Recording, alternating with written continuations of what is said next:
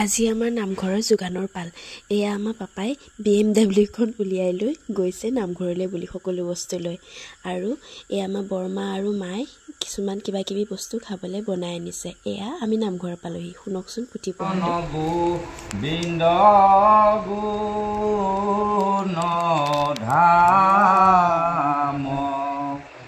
এইফালে আকৌ ছাগলী দুজনীও আহিলে মোৰ ওচৰলৈ। তাকে বোলো সিহঁতকো লাৰু এটা খুৱাই দিওঁ। এতিয়া আপোনালোকে প্ৰসংগ শুনক।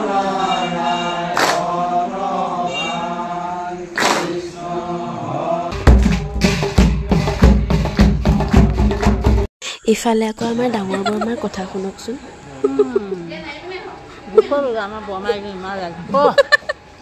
উঠিয়ে আছে, মই ক'ব নালাগে, আপুনি কোৱাটোৱে উঠি আছে। নাম প্ৰসংগ শেষ হোৱাৰ পিছতে এয়া আমাক দিলে প্ৰসাদ। আৰু প্ৰসাদ দিয়াৰ পিছত এইটোতো সকলো অসমীয়া সমাজতে আছে, আগবঢ়াই দি ধুনীয়াকৈ সেৱা ভাগ কৰি দিলে আৰু আমাক প্ৰসাদ খাবলৈ অনুমতি দিলে। অৱশেষত এফাকি ঘোষাৰে আজিৰ দিনটোলৈ সামৰণি মাৰিলে।